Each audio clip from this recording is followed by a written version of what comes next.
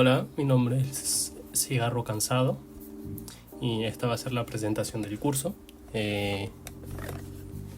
Para empezar, vamos a hablar sobre los objetivos del curso, los cuales consisten en aprender y desarrollar la lógica de programación por medio de ejercicios, principalmente usando los diagramas de flujo y conceptos que vamos a hablar en un par de videos más. El público dirigido está para estudiantes de universidad, ¿no? Que ya están cursando su semestre, y no necesariamente simplemente para estudiantes, sino cualquier persona interesada en la programación, porque lo bueno de este tema es que no necesitas estar estudiando propiamente en una universidad, ni tampoco depende de qué edad tengas.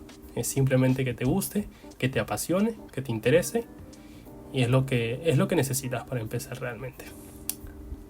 Acá he puesto una frase de la película Ratatouille, que está un poco modificada porque me pareció que quedaba perfecto para la ocasión, que dice: no cualquiera puede convertirse en un gran programador, pero un gran programador puede provenir de cualquier lado.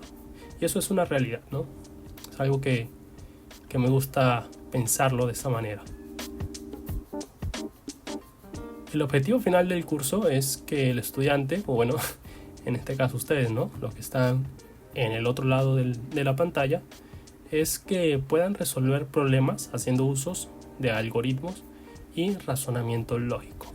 Con lo que van a aprender en este curso, van a desarrollar las capacidades intelectuales para pensar quizás de una forma un poco más analítica, de una manera un poco más siguiendo cierto flujo o ciertos patrones que el cerebro va desarrollando conforme va resolviendo problemas.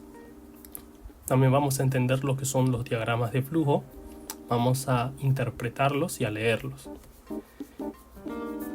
Y la idea también es que al finalizar, el estudiante o ustedes tengan las capacidades que se necesitan para empezar a aprender lenguajes de programación real, porque lo que vamos a ver en este curso es pseudocódigo. ¿Qué quiere decir esto? Que vamos a programar en un lenguaje que no es de programación, sino que es un lenguaje que nos ayuda a desarrollar un poco la lógica que se necesita para aprender a programar. Muchas veces en las universidades lo que hacen es al estudiante llenarlo de un lenguaje de programación directamente sin antes ver conceptos que a mi parecer pues son importantes, como lo es un algoritmo, los diagramas de flujo, y sobre todo empezar a pensar de manera analítica y de manera más programacional, ¿no? De una manera más eficiente. Entonces, la lógica de programación por medio de algoritmos y pseudocódigo, específicamente en este caso, lo que nos va a ayudar es a desarrollar esa parte de nuestro cerebro que es la más importante en realidad, porque una vez que tú entiendes la lógica de programar, la lógica de programación, el lenguaje que aprendes es indiferente, porque lo único que va a cambiar va a ser la sintaxis, la forma en que tú escribes en el lenguaje. Es lo único que va a variar, porque la lógica va a ser la misma. Lo que cambiará serán las reglas gramaticales, por decirlo de alguna manera, con la que tú vas a escribir, pero la lógica es la misma para todos los casos. Entonces, ese es el punto, este es como el eje principal para empezar a aprender a programar de manera correcta. Claro que puedes directamente irte a Java, a C#, a C o C++. Sin embargo, la forma en que yo aprendí a programar y que sigo aprendiendo, porque soy un estudiante de ingeniería de sistemas, la forma en que yo aprendí fue primero por medio de pseudocódigo, y una vez que ya tenía la lógica de programación, me pasé a lenguajes propiamente de programar, ¿no? Porque esto, como repito, es un pseudocódigo, es un código falso, por decirlo de alguna manera. No es un lenguaje de programación. Nosotros vamos a trabajar con PCInt, el cual es un lenguaje de especificación o lenguaje descriptivo, pero no es de programación. Es importante tener esto en cuenta. La estructura del curso va a estar dividida en 3 unidades. En la primera unidad vamos a ver lo que son las estructuras secuenciales. En la segunda unidad las estructuras condicionales. Y en la tercera las estructuras repetitivas. En la primera unidad vamos a ver lo que es la definición de un algoritmo y sus características, clases de preposiciones y sus conectores lógicos. Vamos a ver cómo escribir pseudocódigo y cuáles son sus tipos de datos. Vamos a ver cómo se declara y se asigna una variable, cómo se le asignan datos. Vamos también a ver la definición de diagramas de flujo y su propósito. Al final de la unidad vamos a tener un pequeño examen parcial, del cual no va a ser tan complicado realmente, simplemente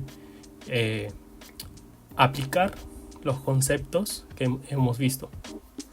Porque la idea es que en cada clase, entre comillas, vamos a hacer ejercicios al final. Entonces, vamos a hacer ejercicios en el video, yo los voy a hacer, pero también te voy a dejar unos al final para que tú puedas resolverlos por tu lado. Y en el siguiente video, pues, los resolvemos y ahí puedes comparar cómo lo hiciste, cómo lo pensaste. En la segunda unidad vamos a ver la estructura condicional, la simple y la doble. Vamos a ver también las condicionales anidadas, estructura condicional múltiple y de nuevo un examen parcial. La tercera unidad vamos a ver la estructura repetitiva para, mientras, la estructura repetitiva con un condicional al final, que es repetir hasta que, y vamos a ver cuál es la aplicación de estructuras repetitivas, para finalizar, al igual que las otras 2 unidades, con un examen parcial. Realmente pareciera mucho, pero es bastante sencillo. PCInt no tiene mucho relleno, por decirlo de alguna manera, como otros lenguajes que sí son de programación, porque es un código, por llamarlo de alguna forma, que está creado para que tú puedas desarrollar esa parte lógica cognitiva que te ayude a futuro a aprender lenguajes de programación reales, donde puedas aplicar esa lógica que tú ya llevas como background de las veces que has practicado en pseudocódigo. Entonces, esta es la estructura y espero que sea de su agrado. Entonces, nos vemos en el primer video.